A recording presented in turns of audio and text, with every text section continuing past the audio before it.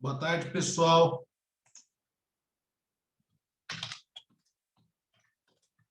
Boa tarde, professor. Boa tarde.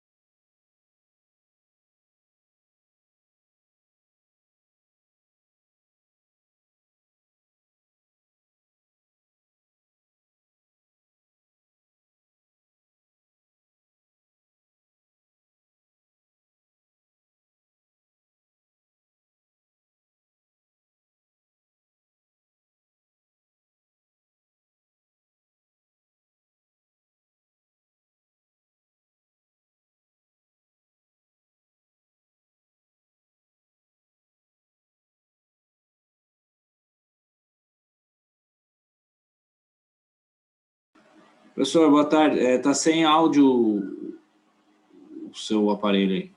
Desculpa. Beleza. Obrigado, Claudinei.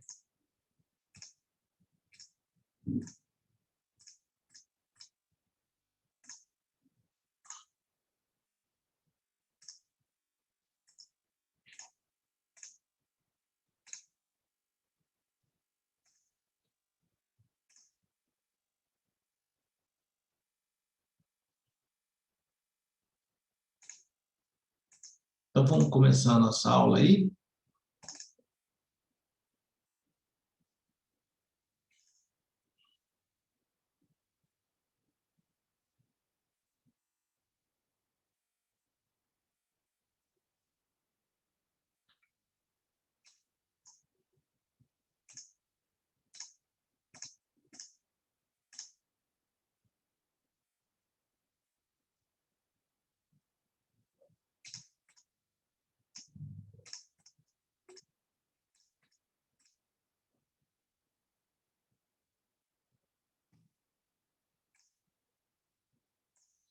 Bom, então vamos lá. Pessoal, é o seguinte, então hoje a gente vai falar de contestação um pouquinho. Então, a primeira coisa que vocês têm que perceber e saber é que, como quase tudo, né? Quase tudo não, é um pouco de exagero da minha parte, mas bastante coisa a gente aplica a regra do CPC no que tange ao processo de trabalho, né? Então, o artigo 769 da CLT nos permite isso. Fala toda vez que essa legislação for lacunosa, de certa forma, poderá se utilizar a legislação do processo civil e aplicar seu direito de trabalho. O próprio artigo 15 do CPC também traz essa disposição a partir de 2015, dizendo que... Boa tarde, professor. Lá, o próprio artigo 15 do CPC diz também que a legislação do processo civil pode ser aplicada de forma suplementar e subsidiária ao processo de trabalho. Mas quando que eu posso aplicar isso?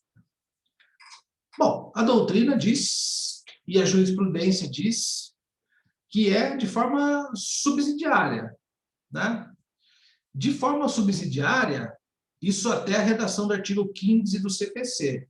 De forma subsidiária, só quando houver lacuna realmente. Então, se houver algum dispositivo de processo, o 769 faz referência a processo. Aliás, nunca confundam, porque o 769 faz referência ao processo e o artigo 8º faz referência ao direito material. Usar outro ramo do direito como fundamento do direito material no direito do trabalho. Artigo 8º. Mas não é isso que nós estamos falando de processo, então eu evoco o artigo 769 da CLT. Antes da redação do artigo 15 do CPC, salvo engano é 15, eu posso verificar aqui, antes da redação do artigo 15 do CPC, dizia-se a doutrina que somente poderia aplicar a regra de outro processo, ou do processo civil, tanto do processo civil quanto da lei de execuções fiscais, de forma subsidiária, ou seja, quando houver lacuna na legislação trabalhista, eu aplico a legislação do processo civil para processo ou a própria lei de execução fiscal. Só que o artigo 15 do CPC, ele trouxe uma nova redação, dizendo que o CPC se aplica, entre outros processos, ao engano tributário e outras coisas, ele se aplica também ao processo do trabalho de forma tanto subsidiária quanto suplementar. Na realidade, o processo civil já vinha sendo usado de forma suplementar. Então, por exemplo, um exemplo clássico disso é que o artigo 818 da CLT, ele dizia assim, ou ele diz assim, melhor dizendo, ele trata da regra da distribuição da prova. Então, ele fala lá, só o começo do texto, ele fala que quando o fato constitutivo é ônus de prova do autor, o fato impeditivo, modificativo e extintivo de direito é ônus de prova da reclamada. Só que o artigo 818 teve uma reforminha agora, ele foi complementado a sua redação pela legislação da reforma trabalhista, né? Só que antes, bem antes da reforma, os juízes já colocavam em suas sentenças artigo 818 e o artigo correspondente ao Código de 73, ao Código de Processo Civil de 73, que hoje, no Código de Processo Civil de 2015, é o 373, que fala da distribuição dos ônus da prova. Então, vejam só, a CLT não era omissa com relação à distribuição dos ônus da prova, mas, mesmo assim, o Judiciário Trabalhista, no processo, utilizava o artigo do CPC no que tange ao ônus da prova, porque entendia-se que, a jurisprudência entendia-se que o artigo do CPC ele é um pouco mais completo do que o da CLT nesse sentido. E realmente ele era, com relação à redação antiga do 818, o artigo do CPC correspondente ao de 73 e de 2015 até 2017, o 373, eles eram realmente um pouco mais, o artigo do CPC é um pouco mais completo do que o da CLT. Tem outras coisas, tem vários exemplos também. Quando fala de suspeição e impedimento de testemunha, a CLT traz um pequeno trecho, o CPC já traz de forma completa. Quando fala de pressupostos da ação, a CLT tem uma redação mais simples, ou da petição inicial, o CPC tem uma redação mais completa. Então, tem vários momentos em que eu também evoco artigos do CPC, sem necessariamente eu afirmar de forma categórica que há uma lacuna na legislação trabalhista. Então, por que eu estou dizendo tudo isso? Porque quando nós formos fazer uma contestação, e a próxima peça que vocês vão fazer, vocês vão dar uma olhada, obviamente, no artigo do CPC e vocês vão dar uma olhada no artigo da CLT, no que tange a apresentação da contestação ou defesa. Então, lá no CPC, está no artigo 335 do CPC, tem algumas regrinhas que, obviamente, divergem do processo de trabalho. Por exemplo, lá na redação do caput do artigo 335, diz que a contestação deve ser oferecida em 15 dias. Então, isso nós não aplicamos, porque o nosso artigo 800 e... Deixa eu ver aqui. Deu memória agora.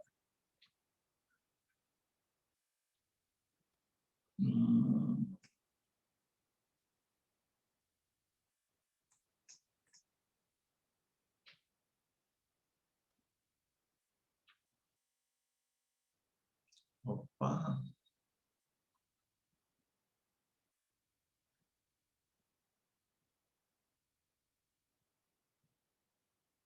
(847) Nosso artigo 847, que faz referência à defesa, não fala, por exemplo, ele fala que a defesa tem que ser oferecida no momento da audiência, em 20 minutos, de forma oral. E lembre-se da primeira aula que eu falei para vocês, que na Justiça do Trabalho o princípio da oralidade dos atos processuais é um princípio muito forte, ou é um princípio fundante, ou é um princípio como um pilar do processo do trabalho. Todos os procedimentos que ocorrem em audiência, o legislador da CLT, o legislador ordinário, ele previu de toda forma que essas questões fossem resolvidas oralmente. Por uma questão de prática da vida, prática da advocacia, por uma questão de prática, acabou-se que as pessoas foram fazendo, obviamente, escrito, que facilitava muito, porque, de certa forma, você recebe a contrafé ou a petição inicial com antecedência. Então, né? E, às vezes, você tem muitos documentos para juntar na defesa, então você acabou se redigindo as contestações. Então, essa é uma grande diferença. Uma outra grande diferença, que trouxe uma nova perspectiva para o Código de Processo Civil, ou o processo civil, é que lá está dizendo que a parte que recebe a inicial para fazer a contestação, ela tem que se pronunciar se ela quer audiência de conciliação ou de mediação ou não, né? E isso, na CLT, nós não temos a necessidade de colocar isso na contestação. E por que nós não temos a necessidade de colocar isso na contestação? Porque se vocês derem uma lida nos artigos 843 em diante da CLT, a CLT vai dizer o seguinte: o juiz abre a audiência com tentativa de acordo, sendo infrutífero o acordo, ele recebe a contestação e começa já a instrução do processo, coletiva de testemunhas, colheita de provas e depoimento pessoal das partes, né? A ordem invertida, depoimento pessoal das partes, colheita de provas que já foi feita no momento, prova documental na juntada na petição inicial e na contestação, e oitiva de testemunhas. Então, por isso que a CLT não exige, nos seus artigos 843 até 848, e a defesa é oral, né? Ela não exige, e aí não se aplica isso do artigo do CPC ao processo de trabalho, a questão de colocar na contestação se quer ou não fazer audiência de conciliação. Não é um requisito, isso não precisa, porque é um dever de ofício do juiz abrir a audiência com tentativa de acordo. É um dever de ofício ele abrir a audiência com tentativa de acordo e ele encerrar a audiência tentando conciliar as partes. Aliás, o processo de trabalho, nesse sentido, ele também tem como um pilar do processo de trabalho, um pilar que é o princípio da conciliação, né? Um pilarzão dele lá. E agora que o CPC, em 2015 só, talvez inspirado no processo de trabalho de muitos anos, que trouxe essa perspectiva. E essa perspectiva da conciliação é porque a doutrina moderna, muitos juristas entendem que é mais vantajoso, ou é mais resolutivo, ou melhor, para a parte em si, para aquele que postula em juízo. Então, não é a nossa cultura, né? Mas é uma cultura americana e etc. e tal. É mais vantajoso, é melhor você ter uma possibilidade ou você resolver o seu litígio ou o seu conflito pessoalmente com a figura do advogado auxiliando na resolução desse litígio, e não entregar para um poder constituído, que no caso é o poder judiciário, que advém do Estado, para que ele resolva. Porque, às vezes, a sentença condenatória não vai nem satisfazer o autor e nem o réu. Às vezes não satisfaz o réu, às vezes não satisfaz o próprio autor. Então, eles entendem uma doutrina mais moderna, um entendimento mais vanguardista. Isso foi até pronunciado pelo próprio Barroso, que disse aí um mês atrás, talvez eu tenha comentado isso com vocês, que ele fala categoricamente aí, nas entrelinhas de uma entrevista no Migalhas, eu acho que tem lá no portal do Migalhas, não sei para quem que ele estava dando entrevista, que ele fala que o futuro da advocacia é a negociação. Né? O futuro da advocacia é a negociação. Tem até livros hoje, a partir do começo dos anos 90, tem começou em Harvard uma matéria, não só na faculdade de Direito, mas é uma matéria lá, tem pós-graduação nesse sentido, só de negociação. Tem até um livro que é de um cara famosão aí, o Papa da negociação, que ele é vivo ainda, Yuri. Posso até compartilhar com vocês, tem um site dele, tem um livro dele aqui, ó, Como Chegar ao Sim, alguma coisa nesse sentido, que é o Papa da negociação. Ele ensina técnicas de negociação, etc. e tal, o que é, talvez, salutar para quem faz direito, né? Enfim. Mas eu só estou dizendo tudo isso porque lá o Barroso disse, né, que a negociação é o futuro da advocacia. E o processo de trabalho já tem implícito como princípio fundante do processo de trabalho a negociação, tanto é que a legislação trabalhista já admite a conciliação há muito tempo em qualquer grau de jurisdição. Então, se o seu processo está lá no TST, aguardando o julgamento ou aguardando o despacho de recebimento de um recurso de revista, você pode fazer uma petição de conciliação e, de repente, os ministros chamarem a parte contrária para fazer uma sessão de conciliação lá. Isso é supernatural, isso que aconteça na Justiça do Trabalho.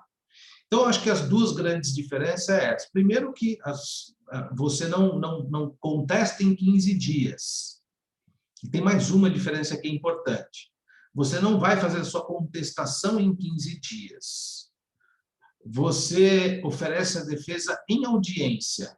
Como hoje nós temos o processo eletrônico, e já caiu em desuso essa questão de fazer a defesa oral, então tem umas normativas do Conselho Nacional de Justiça e do Conselho Superior da Justiça do Trabalho, dizendo qual é o momento que você tem que juntar a contestação. Quando surgiu o processo eletrônico em 2014, agosto de 2014, a primeira resolução que veio, salvo engano, do CNJ ou do Conselho Superior da Justiça do Trabalho, é que você tinha que juntar a defesa até 1 hora antes da audiência. Mas aí esse texto foi revogado por uma outra, tinha até uma discussão sobre a inconstitucionalidade disso, já que a CLT fala que é em 20 minutos, em audiência, então a resolução não poderia dizer que teria que ser 1 hora antes. Então, a resolução foi alterada por uma outra resolução que diz que o momento da juntada da audiência é até o momento da própria audiência. Obviamente que a gente está tratando de um meio eletrônico, né? Então, você correu o risco de juntar na hora a sua defesa e tem um critério de disponibilidade do sistema do tribunal para devolver seu prazo, né? Tem um critério de quantas horas fiquem disponível para que haja a devolução do prazo. Então, você não pode correr, obviamente, esse risco. À medida que você recebe a contestação e faz a contestação, pelo menos um dia, uma manhã antes, um dia antes, você junta a defesa para que não haja o risco de você ir para uma audiência aguardando juntar a defesa e o sistema do tribunal, naquele momento, ficou indisponível e você foi revel e confesso porque você não juntou a contestação. Então, a grande diferença é isso. A outra grande diferença é que não precisa colocar preliminar, pedido, nem nada de audiência de conciliação. Isso é para contestação lá no processo civil e não no processo de trabalho. E uma outra situação é que aqui em nenhum momento a gente arrola, nem na petição inicial, nem em contestação, quais são as testemunhas que serão ouvidas. Isso é do processo civil e não do processo de trabalho. As testemunhas têm que ser levadas em audiência. E lembre-se que eu dei uma aula dizendo que, se for rito sumaríssimo até 40 salários, você faz carta convite, caso você queira redesignar a audiência. Se você não comprovar que você intimou a testemunha para comparecer em juízo, você não consegue redesignar a audiência pelo artigo 825 da CLT. Se caso for rito ordinário, aí você só faz a carta convite, mesmo que seja verbal, e aí valores superiores a 40 salários mínimos, e você não precisa necessariamente, você não precisa comprovar para o juiz que você fez a carta convite, porque é rito ordinário. Bom, então as diferenças cruciais são nessas, mas veja só, existem outras questões. No processo civil não se admite defesa genérica, salvo algumas exceções que não cabem aqui no processo de trabalho. O fato de você fazer uma defesa genérica no processo de trabalho, no direito de trabalho, vai trazer uma consequência, que é a confissão. No CPC tem um dispositivo que diz: os fatos não impugnados são tidos como verdadeiros, ou há uma confissão ficta.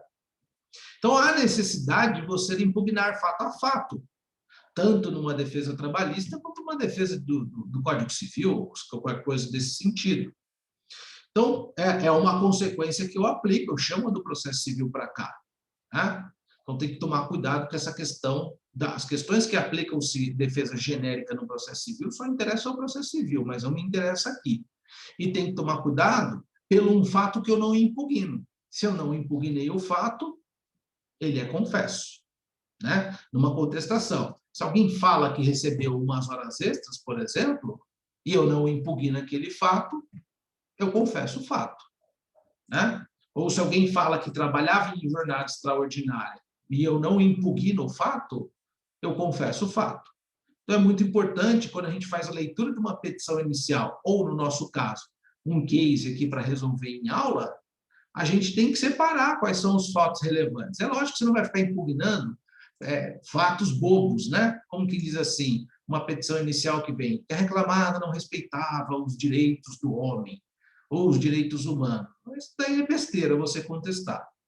Porque é um fato, pode ser até verdade, ou não, mas daí, você não pediu um dano moral? Só alegar que está falando que desrespeitava os direitos humanos ou a dignidade da pessoa humana vai ter alguma implicação na condenação? Pelo visto, não, de acordo com a petição inicial, do exemplo que eu estou dando.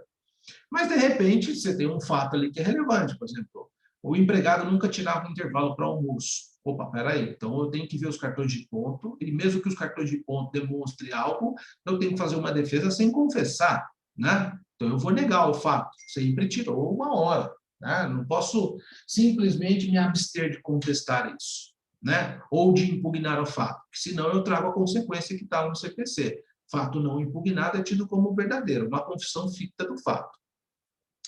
Mas o nosso problema aqui, passando toda essa introdução, o nosso problema aqui, olha, vai permear hoje em eu descobrir, e aí vai minha dica, vocês estão enxergando aqui a peça, né? O case, né?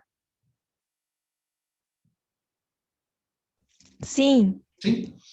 Então, o nosso problema ele vai aqui passar por cima, lógico que eu já falei para vocês o que é, né? Que é a contestação, mas vai a dica para vocês aprenderem, né? Como é que a gente vai identificar, e eu vou reiterar isso algumas vezes durante o curso. O que acontece é o seguinte, né? Nós temos aqui, e eu já falei isso, mas eu vou repetir, como é que a gente vai identificar? Bom, olha só, eu vou começar a dizer aqui no meu caso que já existe uma ação ajuizada, que foi uma empresa que foi procurada para se defender. Mas eu já digo, o mais importante que eu queria chamar, que está na primeira vara do trabalho de Taubaté, e tem um número de processo. Se tem número de processo, não pode ser petição inicial. Você está fazendo a petição inicial, você não distribuiu, é óbvio que não vai ter número de processo. Não pode ser a ação de consignação e pagamento. Você não distribuiu ainda, não ganhou número, não foi para o distribuidor, não ganhou número de processo. Então, você já elimina duas peças. Aí você tem que ver as peças que ocorrem dentro do processo, que aí pode ser contestação com reconvenção, aí pode ser o recurso ordinário, embargo de declaração, recurso de revista, agravo de instrumento, e depois eu vou para as peças, embargos para SDI 1 no TST, e depois eu vou para as peças de nível de execução, de cumprimento de sentença, que é embargos de execução, ou embargos a penhora, e agravo de petição e agravo de instrumento. Olha como eu resolvo, numa prova de segunda ordem, eu coloco um leque de peças para vocês, eu já mato pelo menos duas ali, se já tem número de processo. E aí eu parto para outras premissas. Se o caso fala de sentença, só pode ser um RO. Porque no X-Trabalho a gente só tem o RO ou os embargos de declaração. Se falar em acórdão, eu preciso saber se o acórdão é do TRT ou do TST. Se for do TRT, só cabe recurso de revista ou agravo de instrumento, a depender da situação, se já tiver interposto um recurso de revista. Se um problema prático falar de penhora, de execução, de cálculo de liquidação, é fase de liquidação de sentença e execução. Aí é embargos de execução. ou, dependendo, impugnação do cálculo, que é uma espécie de uma medida processual.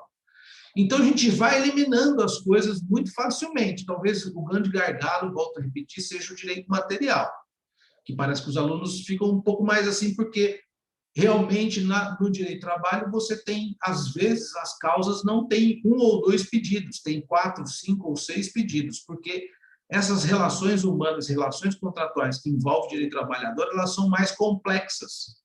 Às vezes você não está só postulando a devolução de um veículo com a devolução do dinheiro que você pagou como no CDC. Você está postulando horas extras, estabilidade, verbas rescisórias, algo que foi descontado do trabalhador indevidamente, enfim, você discorre ou você postula uma série de pedidos. Por isso que talvez o grau de dificuldade em direito do trabalho aumente numa perspectiva, mas eu não acho que ela é difícil na perspectiva de você identificar a peça. E talvez assim pelo direito material. É óbvio que eu vou repetir aquilo que eu já disse. Se você escolha a segunda fase de acordo com a sua afinidade e até como uma estratégia de acordo com aquilo que você vai achar mais fácil para passar na OAB. O que importa, no primeiro momento, é você passar na OAB. Né? Bom, e aí nós temos o nosso problema, que está lá escrito assim. A empresa Galgo, no dia 29/3/2021, foi notificada a comparecer em audiência una no dia 1/8/2021, na primeira vara do trabalho de Taubaté, número do processo tal. Olha só, ela já foi notificada a aparecer numa audiência una. Pô, essa informação é crucial para eu afirmar categoricamente para vocês que nós estamos tratando aqui de uma contestação, né? Primeira audiência, audiência una. A audiência una, eu expliquei para vocês que aquela audiência incorre todos os atos processuais ali, mas que os juízes, por uma questão de tempo e uma questão de trabalho, não conseguem, infelizmente, dar as sentenças naquele momento, né? Mas a una significa audiência de conciliação, instrução e julgamento, tudo num ato só. Então, olha só, se tem o número do processo, vai começar uma audiência em que vai haver a instrução, óbvio que significa que eu tenho que juntar a defesa e fazer a prova documental. E vejam só, quem recebeu a notificação, ou, portanto, está sendo acionada, é a própria empresa Galgo, né? Então, é uma empresa que está sendo acionada por algum motivo. E aqui a gente vai ver que é pelo José, que é o reclamante. A empresa Galgo informou ao seu departamento jurídico que verificou que a ação havia sido proposta pelo empregado José e havia sido distribuída em 25/9/2020.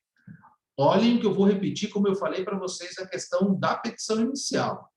Datas em direito do trabalho e processo de trabalho, elas são importantes. Datas geralmente não vêm por virem desacompanhada de algo que é relevante num caso. Datas não vêm geralmente desacompanhadas de algo que não seja relevante num caso concreto, ou na vida real, ou numa prova da ordem. Então, foi notificada a audiência no dia tal, a data da distribuição foi no dia 25/9, e aqui verificou-se que a ficha de registro de José e constatou-se que ele havia trabalhado na empresa entre os dias 25/8/2008 e 25/8/2018. A demissão foi sem justa causa, com aviso prévio indenizado. Então, datas têm algum motivo de estar aqui, no problema prático. Tá? Tem algum motivo. Talvez nem todas as datas, mas algumas são relevantes. Qual a primeira relevância desta data neste parágrafo? Neste parágrafo, data da distribuição e a data da saída. Alguém se arrisca? Prescrição, prazo prescricional? Prazo prescricional, perfeito. Prazo prescricional. Bom, aí eu pergunto, Vinícius, você que chutou a bola aí, vou devolver para você tentar cabecear. Olha só, quantos anos tem aqui? 2 anos. Qual a prescrição para ajuizar a ação na Justiça do Trabalho? 2 anos. 2 anos. Beleza. Qual foi a forma de extinção do contrato? Aviso prévio indenizado? Sem justa causa, com aviso indenizado. Isso. Pergunta. Há algum reflexo do aviso com relação à data de saída e à data da prescrição? 60 dias, né? 2 meses projetado para frente. Exatamente. Olha só o que o Vinícius disse aqui para nós. O camarada trabalhou 10 anos na empresa. Aviso prévio mínimo que todo trabalhador tem, 30 dias. Mais o proporcional, 3 dias por ano. Se ele tem 10 anos, vezes 10, igual a 30. Somado os dois, ele tem 60. O artigo 487 da CLT diz que o aviso projeta para todos os efeitos legais, e eu já afirmei para vocês numa aula que tem uma OJ número 82, que diz que a baixa na carteira, por exemplo, tem que ser considerada com a projeção do aviso. Bom, se nós falamos, o Vinícius falou ali para nós, que a data da demissão foi no dia 25/8/2018, e tem um aviso de 60 dias, e esse aviso projeta para todos os efeitos legais, a data da demissão, a data que efetivamente extinguiu-se o contrato de trabalho, é quando termina o aviso. Então, aqui, ó, vamos colocar dia 25/9, dia 25/10/2018. Com a projeção do aviso. Quando que ele entrou com a ação? 25/9/2020. Passou 2 anos? Ou melhor, Não. quando que era o prazo prescricional dele? Mês 10. 25/10/2020. Ele poderia ter entrado com a ação. Ele entrou com a ação 1 mês antes da prescrição. Então, a prescrição bienal não tem. A prescrição bienal não tem.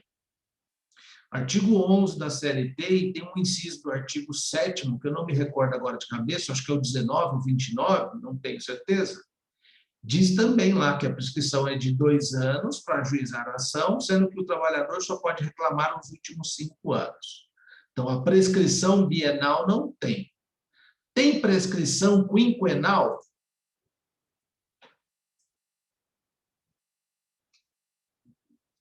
Tem prescrição quinquenal, né, pessoal? Ele trabalhou 10 anos. Só pode reclamar os últimos 5, como está na Constituição e como está no artigo 11. A partir de quando que eu começo a contar? Só que eu vou retroagir nesse caso. A partir de quando eu começo a contar a data da prescrição? 10/2018? Da data do ajuizamento da ação. 25/9/2020. Então, ele só vai poder reclamar dia 25/9/2015. Tudo que ficou para trás disso prescreveu. Tudo que ficou para trás disso prescreveu. Professor, na hora que eu for fazer a prova, na hora que eu for fazer a contestação, então, meu primeiro item da contestação é prescrição quinquenal? É quinquenal, prescrição quinquenal. E reparem num detalhe. Diz a doutrina, a jurisprudência, tudo já reconhece isso, que não se pode reconhecer prescrição ex officio. Não pode. Tem que ser alegada pela parte. Tá? Então, olhem só. Então, você tem que colocar isso na contestação. É preliminar de mérito, ou seja, prejudicial de mérito? Ou é questão de mérito? Quando eu faço defesa de prescrição, eu estou falando do mérito ou estou falando de prejudicial de mérito? Prejudicial de mérito. É mérito. É mérito, viu, Vinícius? Você pode até colocar como preliminar, mas prescrição é mérito. Tá? Porque antes do dia 25/9 de 2015, o juiz vai julgar assim, julgo improcedente a ação de todos os pedidos postulados antes do dia 25/9 de 2015. Ele não vai julgar. Julgo sem resolução de mérito todos os pedidos anteriores a 25/9 de 2015. Então, primeiro item da contestação de vocês, alegação de prescrição quinquenal, a contar para trás 5 anos. Fez esse primeiro item, vai ter algo aqui, olha, que vai refletir nessa prescrição aqui, que vocês vão ter que me responder depois lá, ou colocar na contestação. Tem um conceito aí no direito do trabalho que o pessoal gosta de falar, tem súmula e OJ do TST a respeito disso, que fala de conceito de prescrição parcial e prescrição total, tá?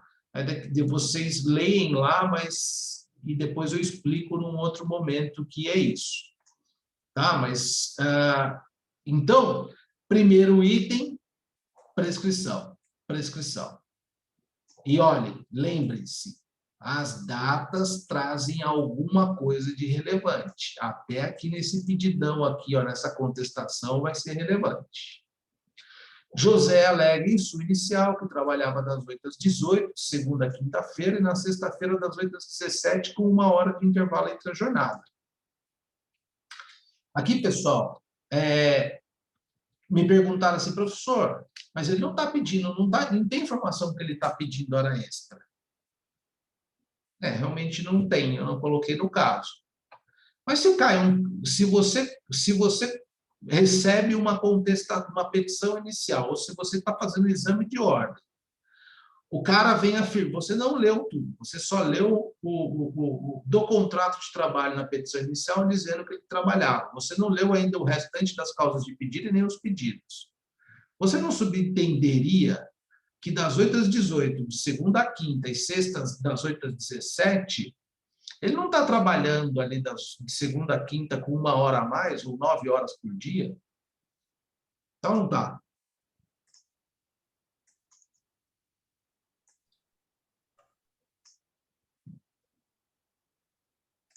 Tá, né, Vinícius? Sim. Está trabalhando 1 hora a mais. Eu não falei para vocês que a gente tem que impugnar os fatos, que senão eles podem ser tidos como verdadeiros?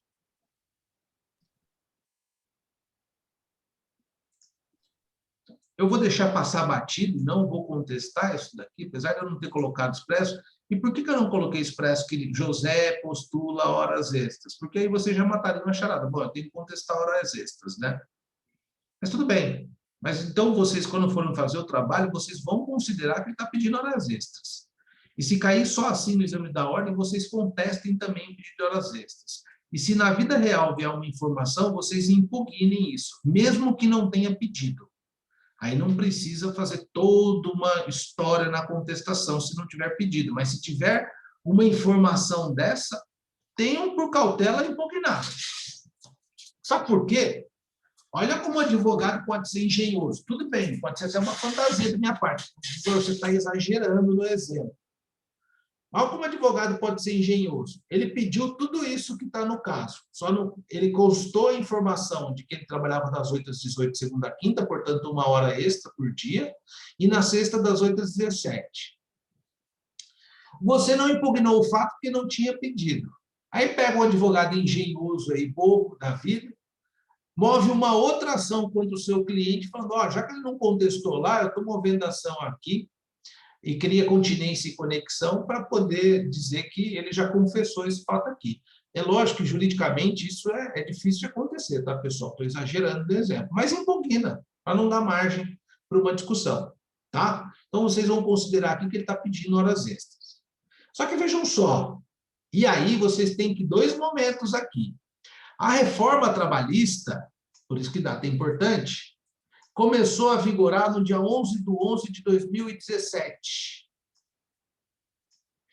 E isso É extremamente importante, porque nós vimos que a prescrição é do dia 25/9/2015. Ou seja, do dia 25/9/2015 até o dia 10/11/2017, nós temos um direito. Do dia 11/11/2017 até a rescisão do contrato, 25/8, nós temos outro direito. Não é bem direito, o direito é o mesmo. O fundamentação ou a tese que é diversa. Aqui, eu quero que vocês leiam obrigatoriamente, vocês vão procurar no site da Presidência da República, porque lá vai ter os textos daquilo que foi revogado e daquilo que não foi revogado. O que foi revogado vai estar com um traço na frente. Eu vou compartilhar aqui com vocês. Então, olhem só. Então, quando eu vou ler lá o artigo 59, espera aí, deixa eu pegar aqui. Olha lá, ó, o que foi revogado, tá vendo? Ó? Tá com um traço em cima.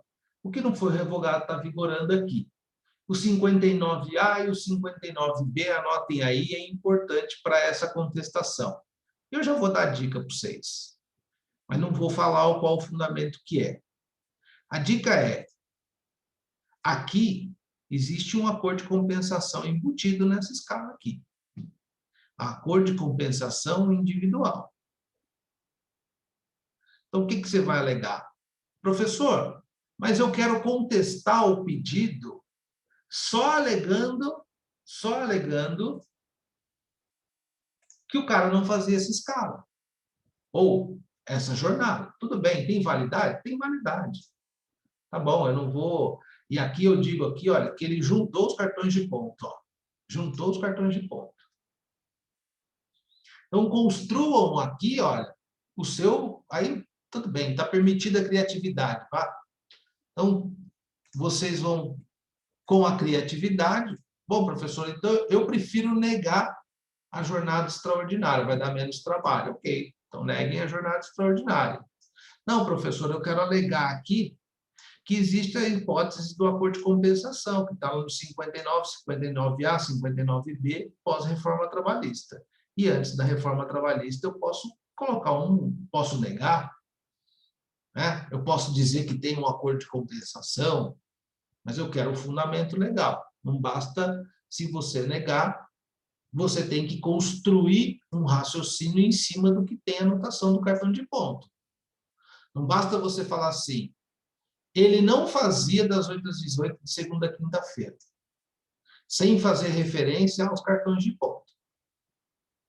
Então, você vai ter que ser inteligente. Não, ele não fazia, conforme os cartões de ponto demonstram, que a jornada era X.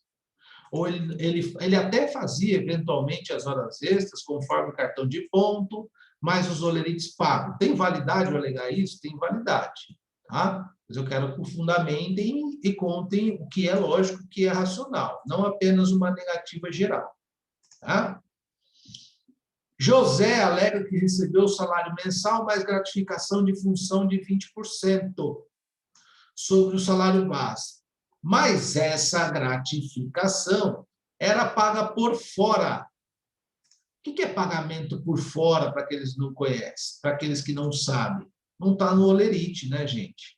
Se não está no olerite, o empregador considera isso para efeito de pagamento de 13º, férias e fundo de garantia, sim ou não? Não. Não. Se não está no olerite, o salário de contribuição que vai para a Previdência Social informando qual o salário de contribuição, considera essa gratificação? Sim ou não? Não. Não. Não vai ser o salário de contribuição com gratificação. Então, está pagando por fora. Está fazendo uma fraudezinha ali. E, portanto, postula que esse percentual seja acrescido ao seu salário para formar a remuneração para todos os efeitos legais, bem como os para incluir no DSR ou RCR, que é o Recurso Semanal Remunerado. Então, olha só, vocês têm que falar sobre essa gratificação, e aí eu dou dica também para vocês, você tem duas perspectivas aqui, ou a negativa, mas com fundamentação, ou vocês utilizam a informação que está aqui abaixo. A empresa Galgo tem recibos de pagamentos de prêmio a cada 8 meses. Eram pagos prêmios e não gratificação, de maneira que não havia o pagamento de gratificação mensal. Eu já dei o bisuzão para vocês ali, o fundamento fático está aqui. Agora, prêmio tem um fundamento jurídico, que está lá no artigo 457, 458, 459 da CLT. Eu quero fundamento jurídico. Se vocês utilizarem essa expressão aqui, ou esse fundamento, olha, não é gratificação, é prêmio, por isso que eu pagava por fora, então eu quero fundamento jurídico disso. É isso que eu vou querer. E aí, tem também aqui uma outra coisinha. Aqui está dizendo assim, ó, bem como para incluir no RCR, ou no descanso semanal remunerado, ou no repouso semanal remunerado. Pergunta aos senhores, eu não sei se vocês viram isso. Se o cara está alegando que 20% era gratificação de função paga por fora, mas a modalidade do pagamento era mensal, o descanso semanal remunerado já está embutido nesses 20%? Eu não sei se vocês viram isso, tá? Mas se não viram, eu dou uma explicação rápida aqui. Alguém se arrisca?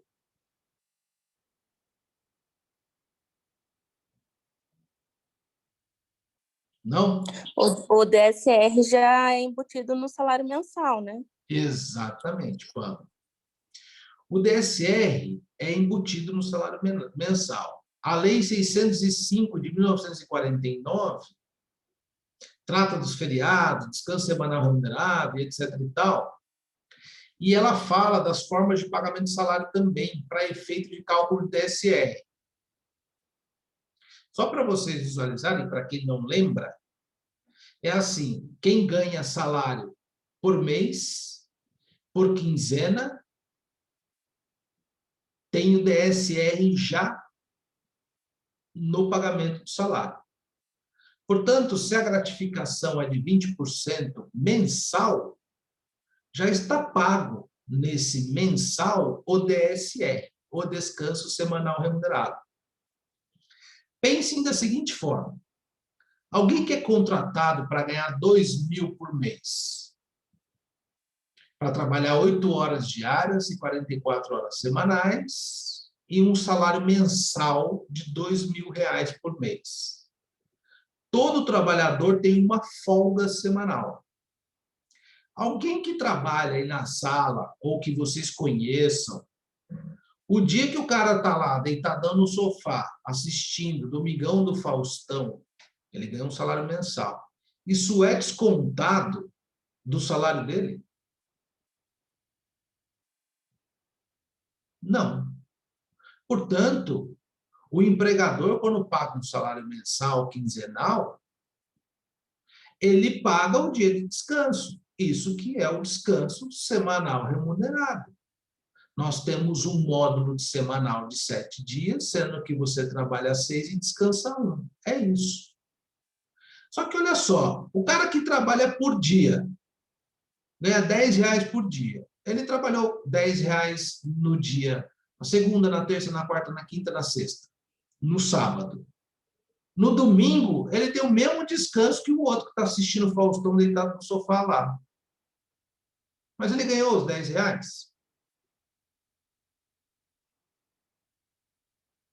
Não. Portanto, eu tenho que pagar o DSR para ele, se é por dia. E se for por hora, é a mesma ideia. E se for por semana, é a mesma ideia. Tá ok? Então, olhem só o problema. E aqui é uma dica. Existe um princípio em contestação que a gente fala princípio da eventualidade da defesa. Eu não sei se vocês já ouviram falar do princípio da eventualidade da defesa. Você contesta aquilo que é o principal, mas você se remete a uma outra tese caso o juiz não acolha a sua principal tese. Então você faz assim: excelência, é o seguinte, esse camarada nunca ganhou gratificação, ganhou prêmio. Eu tenho os recibos de prêmio que eram pagos a cada 8 meses, e por isso que eu não lançava em folha. Não há uma ilicitude, não há uma fraude, porque não era uma gratificação mensal e foi 8 meses. A cada 8 meses ele ganhou um prêmio.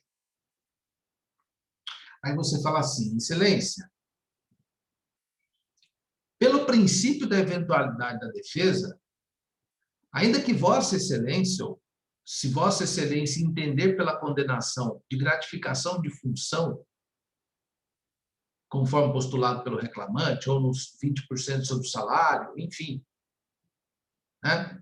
Sobre a integração da gratificação no salário para todos os efeitos legais, melhor dizendo, há que se indeferir o pedido de integração da gratificação no descanso semanal remunerado, à luz do princípio da eventualidade da defesa. O que o juiz que vai ler, ele vai falar: bom, o que o advogado está dizendo? Olha, ele está contestando o pedido principal, não é gratificação. Então, portanto, se não é gratificação, o reflexo no descanso semanal remunerado é acessório. Se ele reconhece que não é gratificação, ele não precisa falar que está sobre o reflexo do descanso semanal remunerado, é acessório, é algo que vem na consequência. Agora, se ele reconhece o pedido de gratificação de função por fora, como natureza salarial habitual, para agregar o salário do trabalhador, para refletir em todas as verbas, por todos os motivos, ou para todos os efeitos legais, melhor dizendo, ele vai ter que se pronunciar sobre o pedido de reflexo no descanso semanal remunerado. E aí você cria, pelo princípio da eventualidade da defesa, você coloca lá um parágrafo. Pelo princípio da eventualidade da defesa, ainda que Vossa Excelência entenda que a gratificação de função, que o pagamento por fora era gratificação de função, que para integrar ao salário e formar a remuneração, não há que se falar em DSR sobre tal verba, porque o pagamento dela era mensal. Ponto final. Certo, pessoal? Alguma dúvida até aqui?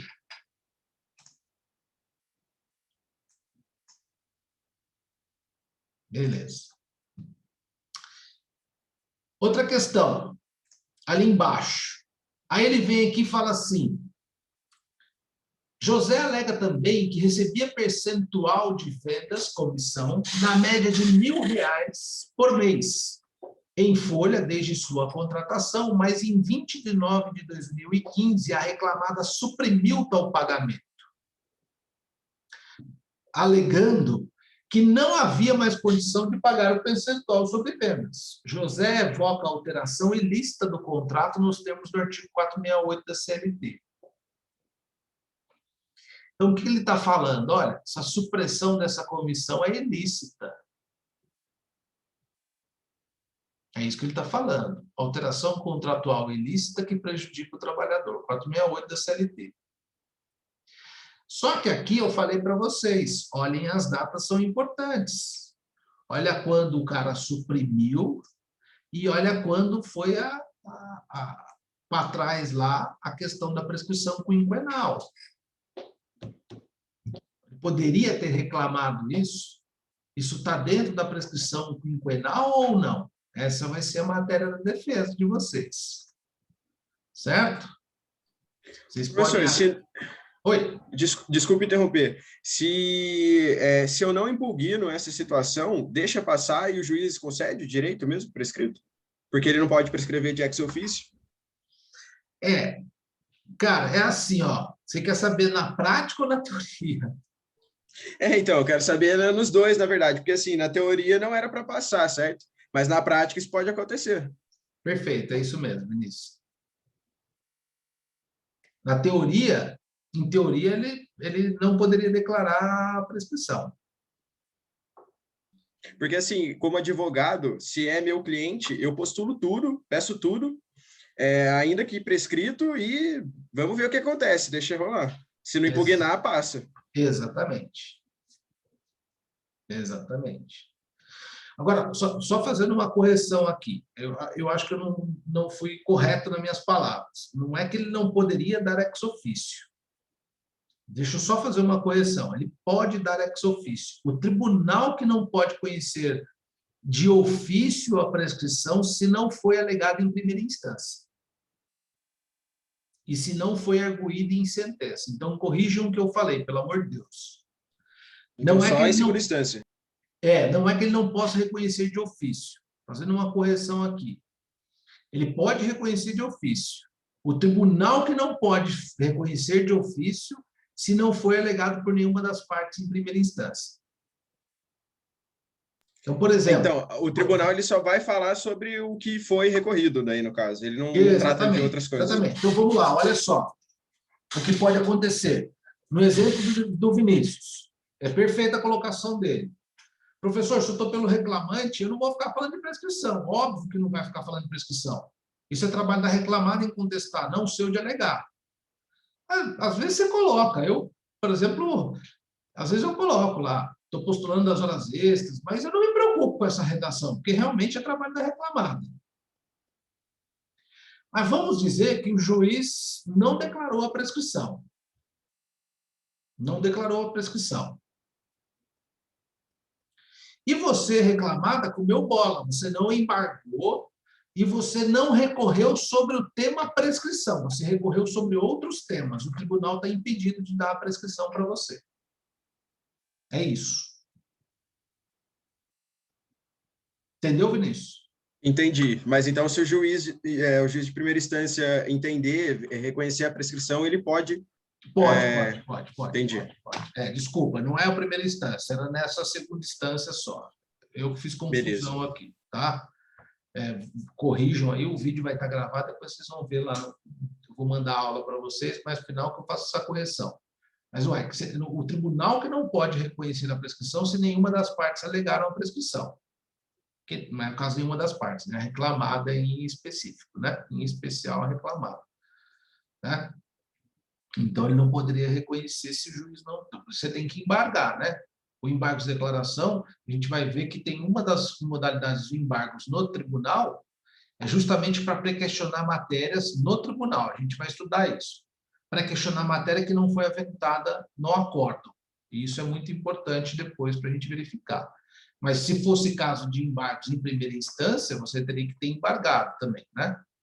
O correto é você embargar e dizer, ó, você esqueceu disso. Até para que processualmente não vire um desembargador que pode, na prática, conhecer, não seria o mais correto, mas pode acontecer. Como você fez supressão de recurso, você deveria ter, numa omissão da sentença, você deveria ter interposto o recurso próprio, que é os embargos, não em recurso ordinário. Isso também tem que tomar cuidado. Vocês entenderam? Eu não posso jogar os embargos de declaração de lado e ir para o recurso de apelação. Se eu tenho uma omissão, contradição e contraria, uma omissão principalmente, que é o mais fácil de identificar, contradição, obscuridade, e eu não ataco no recurso certo, pode ser que o tribunal não reconheça a matéria. Ela falou, precluiu o direito de você alegar, porque isso era matéria de embargo, você não embargou. E aí, pau que bate em Chico, bate em Francisco. Não é só prescrição, é para o reclamante também. Então, por exemplo, você pede aqui horas extras. Aí, por algum motivo, o juiz não deu horas extras. Ele esqueceu das horas extras. Isso é mais comum do que vocês imaginem. Aí ele esqueceu um pedido seu e não colocou lá. Aí você fala, não vou embargar. Vou fazer recurso direto para o tribunal. O cara vai falar que está precluso a sua matéria, porque você não discutiu a omissão em embargos. Então, tem que tomar cuidado com isso. Por isso que as peças são importantes. Mesmo que você expresse no recurso? Mesmo que você expresse no recurso. Sobre o tema? Mesmo que você expresse no recurso. Se ele entender que aquilo era matéria de embargos, efetivamente, ele não vai reconhecer daquele seu pedido. Ele não vai reconhecer do seu pedido. porque você não embargou. Porque o tribunal tem que fazer o reexame daquilo que foi proferido pelo juiz de primeira instância. Ele não pode fazer o exame daquilo que não foi proferido. Você entendeu, Vinícius? Senão ele está fazendo o papel de juiz de primeira instância. Certo? Certo. E outra coisa, pessoal, a gente vai ter aula de recurso. Mas, bom, não vou entrar nesse detalhe. Vamos continuar aqui no nosso probleminha aqui para não fazer confusão. Bom, e aí ele diz lá... Professor, eu tenho Oi, uma dúvida rapidinho. pode falar. Aqui o senhor falou que daí a gente tem que alegar a prescrição, né? Porque ali está dizendo que parou de pagar no dia 20 de setembro de 2015. Mas a gente viu que tudo que for antes de 25 de setembro de 2015 que prescreveu, né? Então, do dia 25 para frente, ele teria o direito? Aí que tá.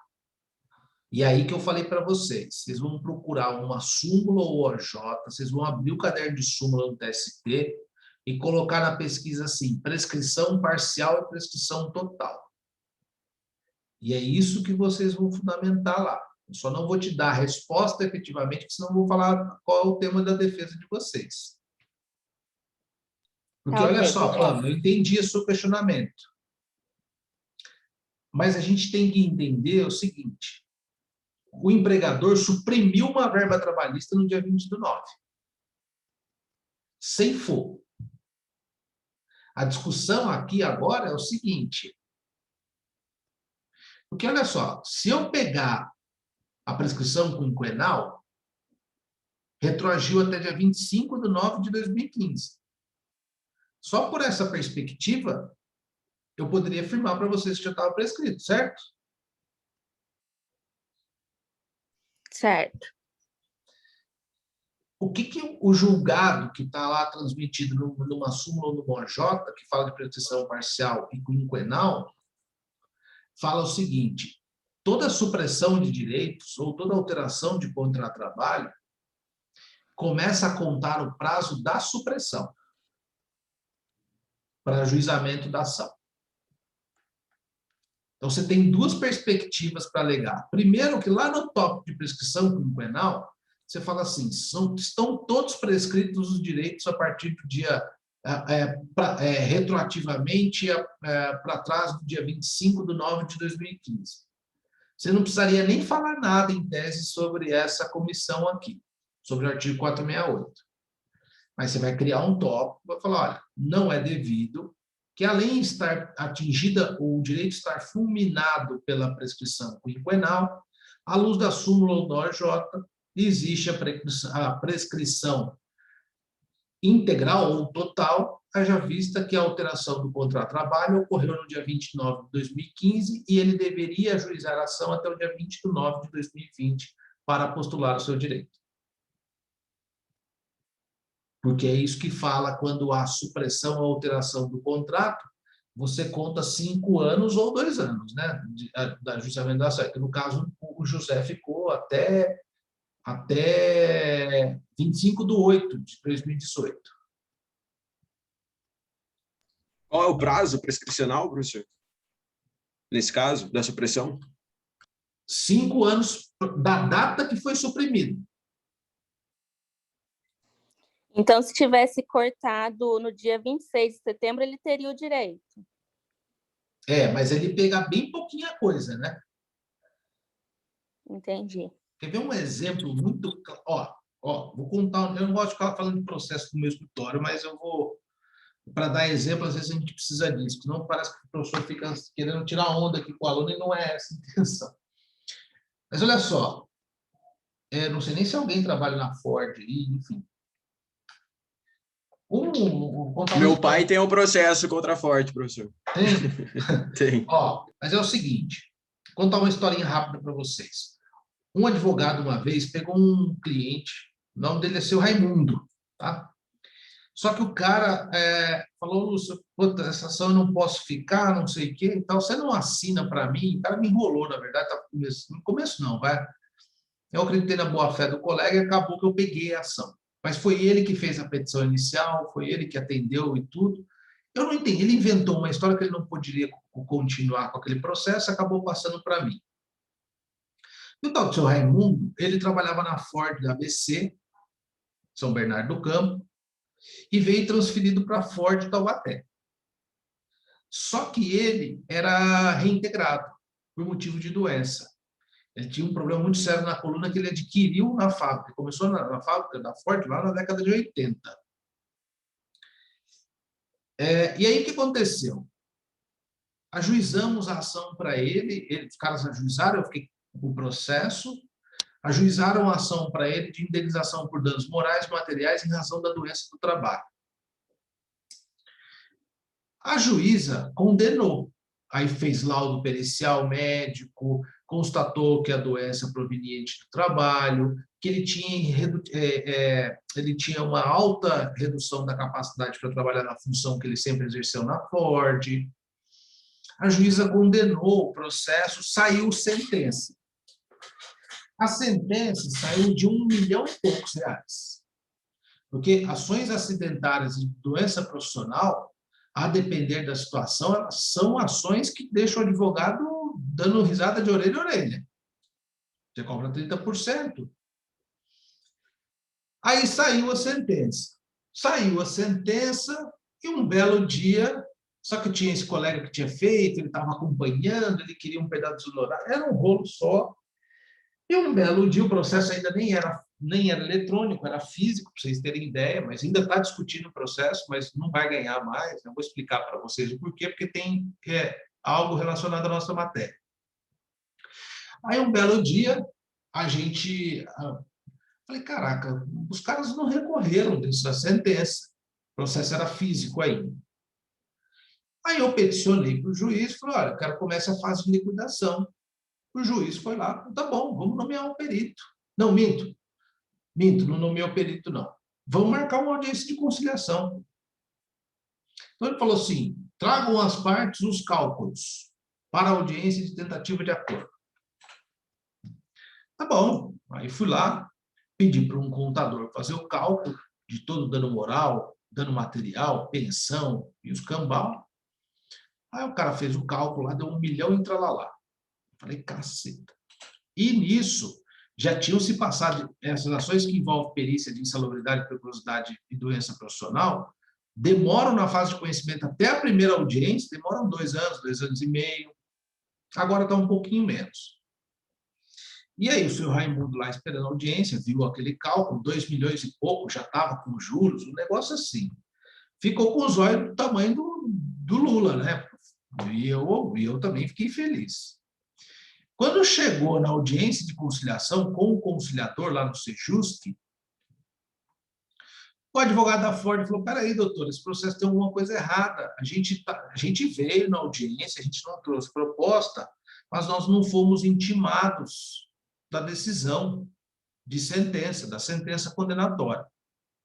Ah, mas como assim? Aí vai, fuça o processo. Doutor, você lembra, você recebeu a publicação no Diário Oficial? Falei, vou lembrar, 3 anos atrás, eu não estou com ele na pasta, a publicação não está na pasta, mas eu não me lembro, né? Preciso ver, E a gente paga, né? Hoje a OAB faz esse serviço, mas há muito tempo atrás a gente se filiava à Associação dos Advogados de São Paulo, que eles mandam as publicações para nós. Eu sou filiado até hoje, então eu recebo as publicações pela ASP, quem faz, de repente, estágio escritório de advocacia, sabe? E eles emitem, as publicações diárias oficiais são todas separadas pelo nome do advogado. Aí vai lá no fórum, no cartório, começa a procurar o processo, aí acha não sei o que e tal, e começa a folhear os outros volumes do processo. Aí a funcionária do fórum falou, realmente, houve um erro aqui. Eles fizeram a publicação, que era físico, eles fizeram a publicação de sentença, de notificação da sentença, mas não mandaram para o Diário Oficial. Se não mandaram, ninguém foi notificado da sentença. Inclusive eu, que comi bola, achei que tinha sido notificado, já tinha transitado em julgado.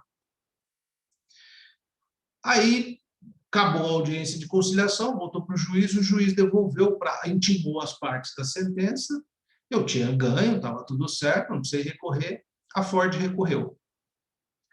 A Ford, em preliminar, falou o seguinte, isso é uma matéria muito debatida, é até um tema muito interessante para a TCC.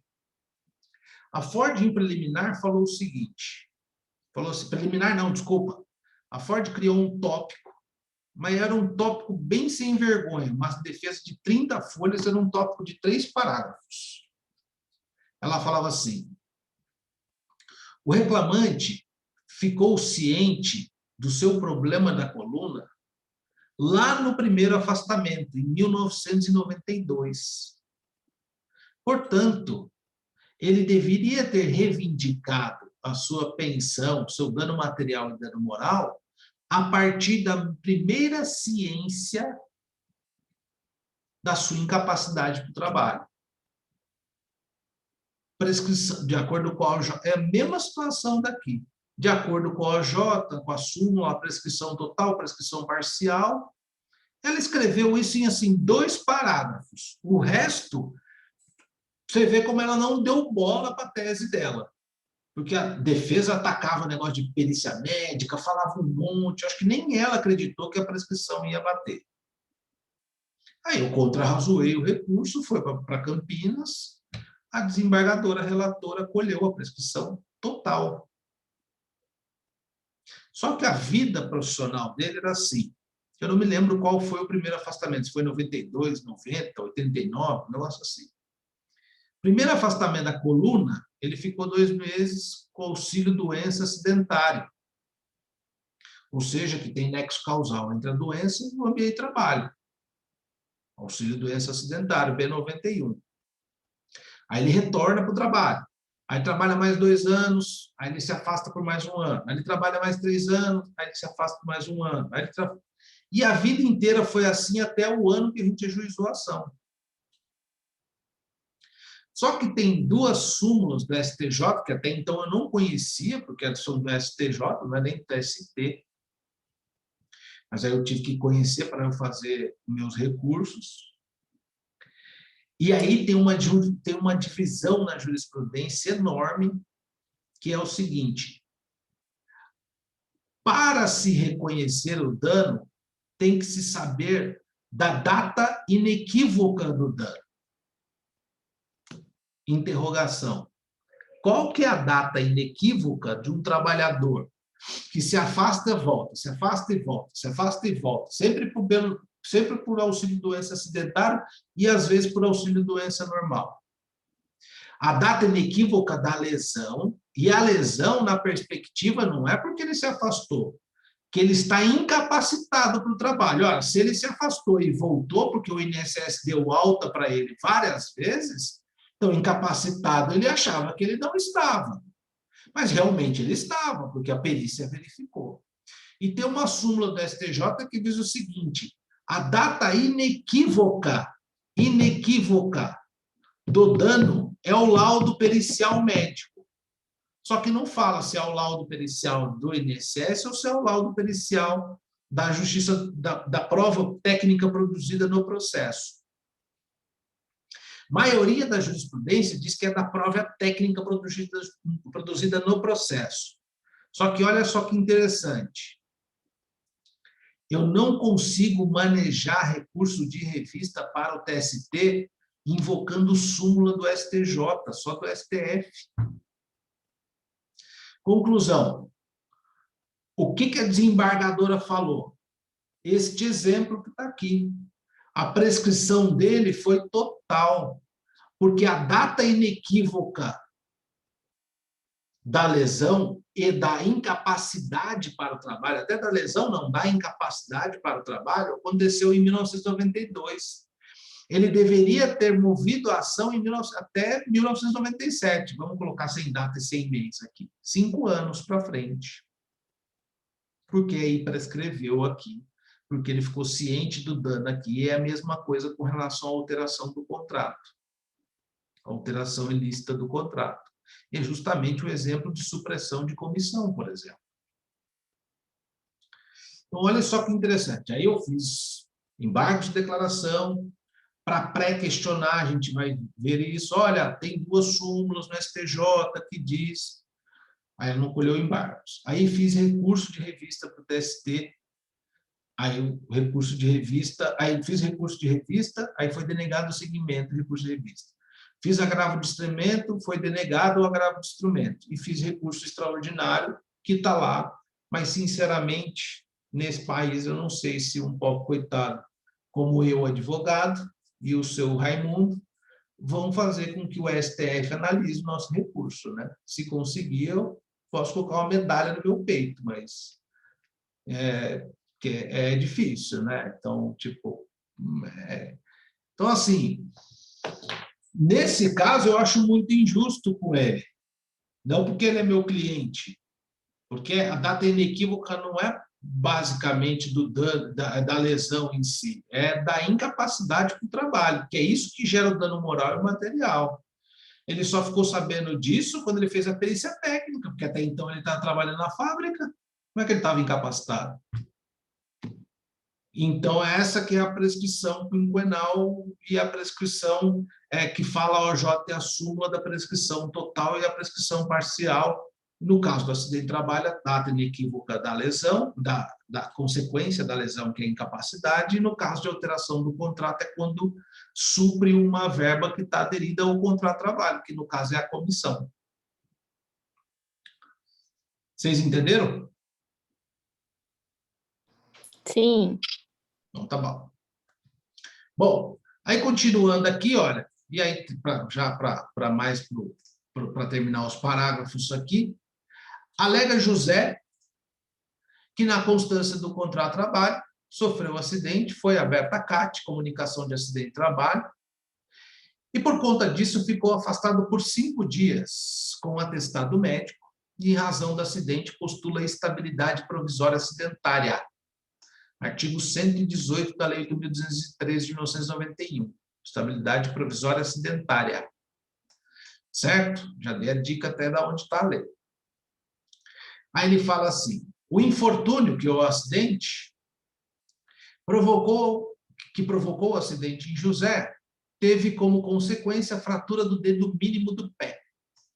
E por isso postulou a indenização por danos morais e materiais com lucros cessantes, como lucro cessante correspondente ao salário integral, em razão da alegada redução de capacidade laborativa até os 78 anos de idade, sendo que hoje José tem 40 anos. Então, olhem só, ele faz 2 pedidos aqui, faz 3 pedidos aqui. Estabilidade, indenização por danos morais e indenização por danos materiais.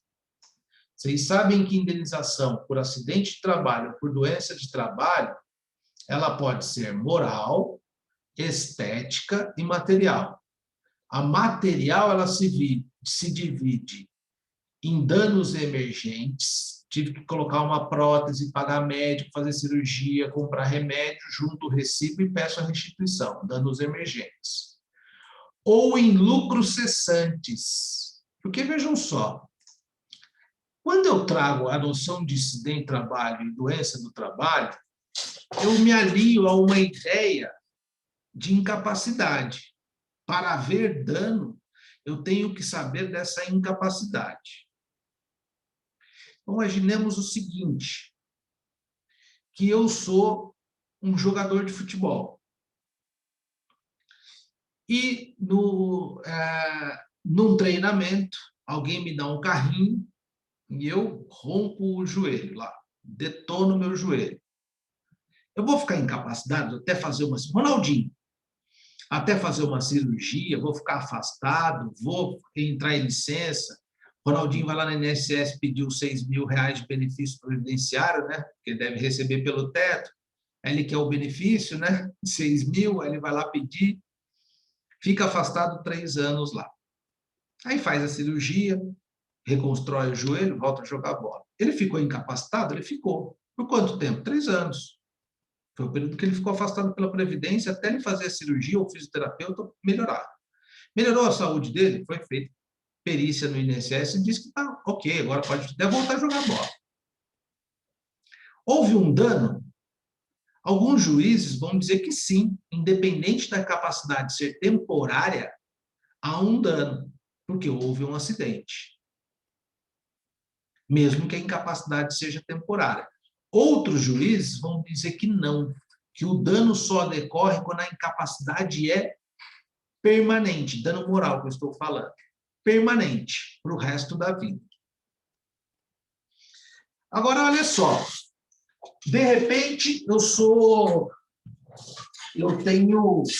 motorista da ABC Turismo, do transporte municipal.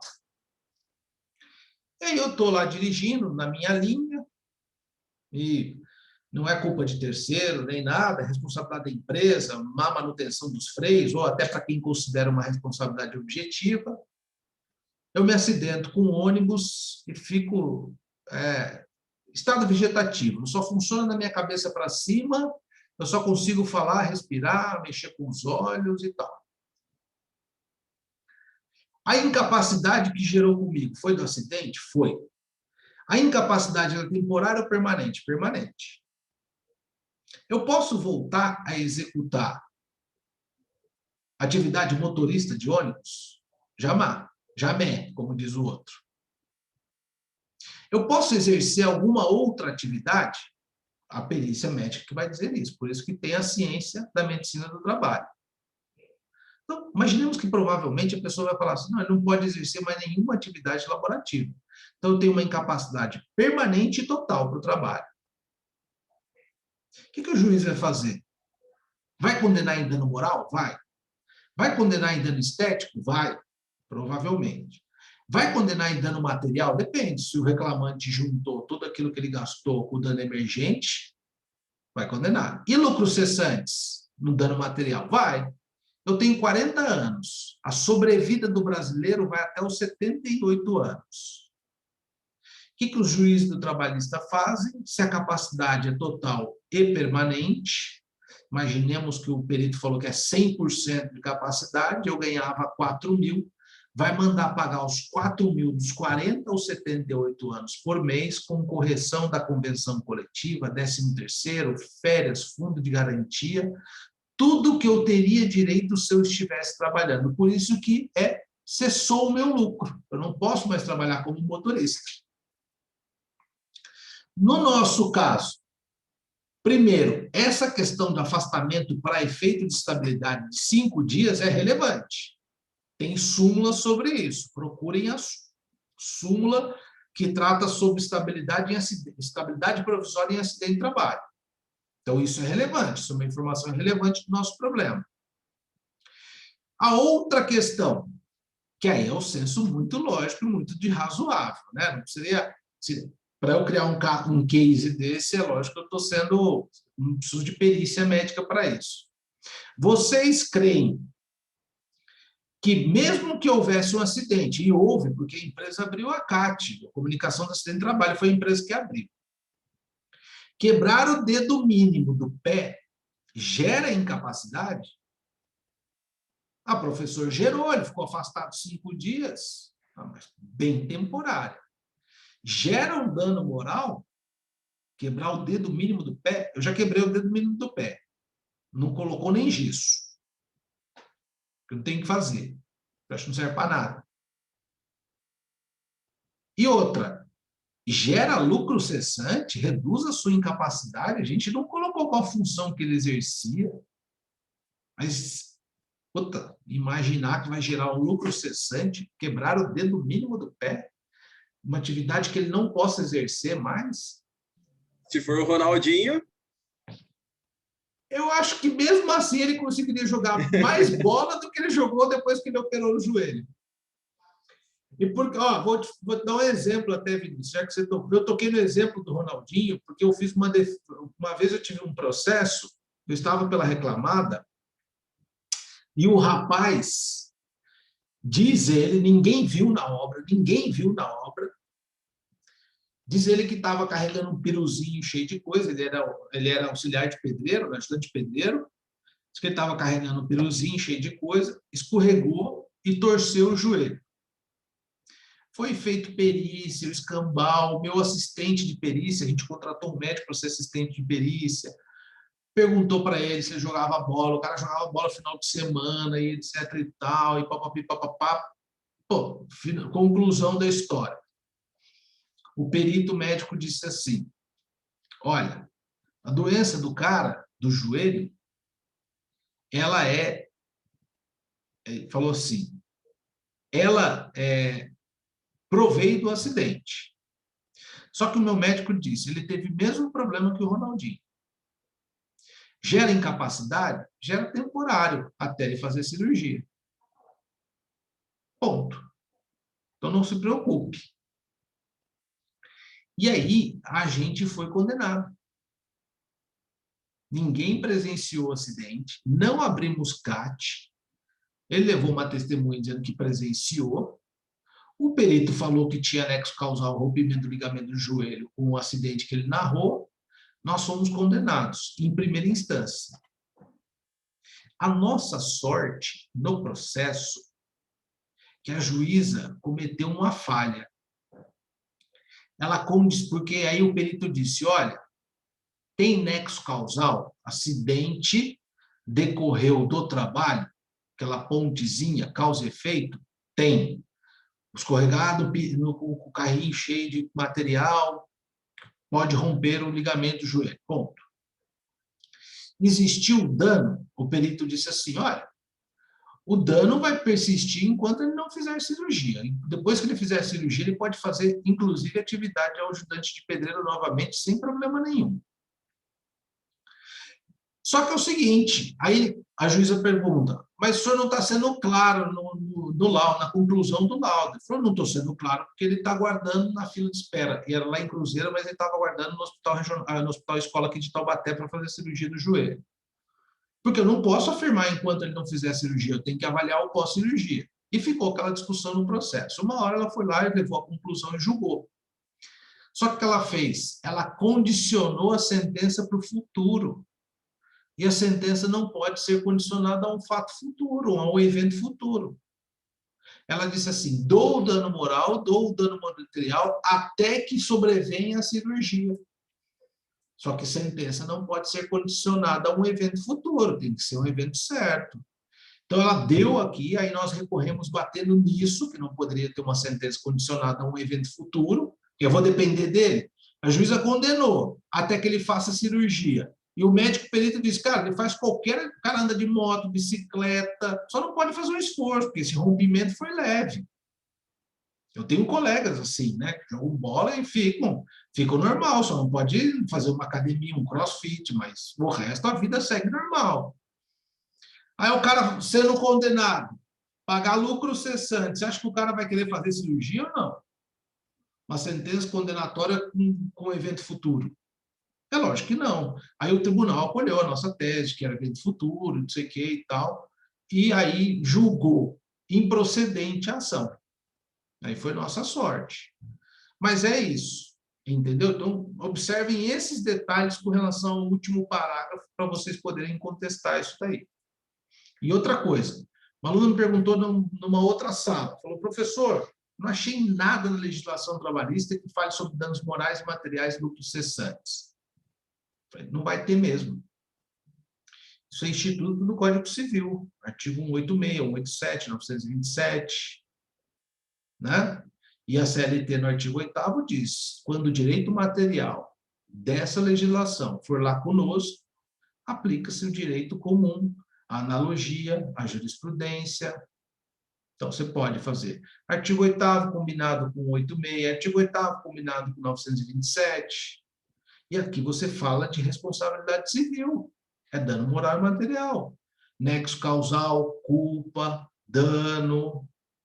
Aqui eu já apontei para vocês. O que vocês vão atacar na responsabilidade civil? Ausência de dano. Porque, vejam só, o nexo tem. O empregador reconheceu que emitiu a CAT, ou seja, houve uma causa. Qual foi o efeito? Quebrar o dedo. Só basta saber se nessa quebra de dedo houve dano ou não. Dedo do pé mindinho, lembrando bem. Certo, pessoal? Então, pecinha que eu vou agora juntar aqui no chat para vocês entregarem até a semana que vem. Ok, professor. Você vai mandar isso daí, professor, para a gente? Vou mandar agora. Vou mandar agora. Vou só esperar um pouquinho só para conferir se ela vai certinho. Tá. Obrigado. Professor, a aula também o senhor vai disponibilizar, né? No YouTube. Pô,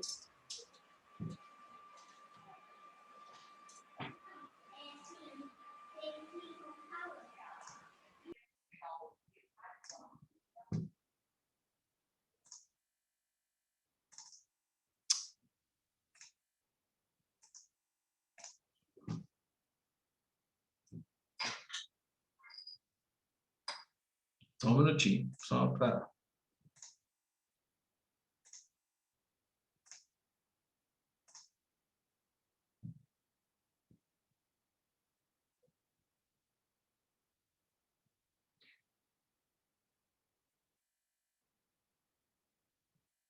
Alguma dúvida vocês têm? Alguma coisa que vocês queiram saber? Enquanto eu vou pegando aqui o arquivo.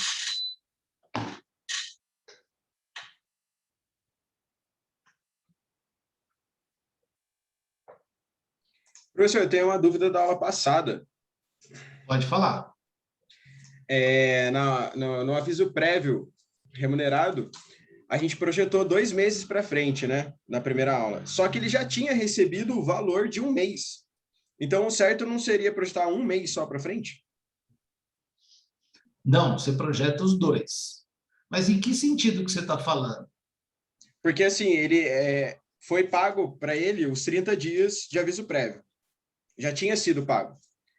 Aí, a gente viu lá que, na verdade, não era 30, era 60 que ele tinha. Então, a gente tinha, inicial, cobrar só os 30 que não foram pagos, porque os 30 já foram. Sim, exato. Mas daí, para projetar, ele projetaria mais 1 mês ou os 2? Se ele não fez a projeção dos 2, você mete os 2. É que geral, entendeu? Uhum.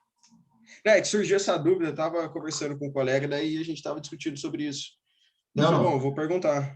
Não, que geralmente o que vai acontecer? Se o cara deu um migué nos outros, no proporcional, no aviso pré-proporcional, provavelmente ele não computou isso na razão de um 12avos a mais para efeito de férias, 13º, nem nada. Aí você pede. Então, porque o pedido foi de 2 12avos a mais, para todos os efeitos. Só que ele já tinha recebido 30, né? Então, o certo seria só 1 12avos, e não... A diferença dos 12avos, isso, exatamente. É porque eu, na peça eu coloquei 2 12avos, e não 1. Não, mas não tem problema. Não é isso que eu vou tirar ponto, não. Ó, vejam lá se vocês conseguem abrir a peça 2 aí pelo Dropbox. Senão eu também mando aí pro...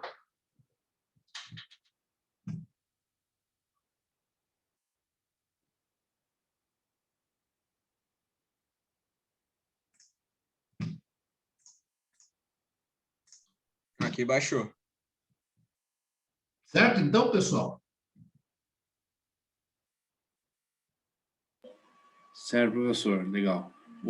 Faça favor, se puder mandar para mim lá aquele vídeo da aula gravada, eu mando para o grupo. Por favor. Não, tudo bem. Essa é a aula de agora, né? Isso aí. Vai ajudar muito. Vou deixar. Obrigado. Vou subir hoje. Obrigado, viu, Bom pessoal? Bom final de semana para vocês aí. Bom final de semana aí, professor. Obrigado pela aula. Até mais. Tchau, tchau.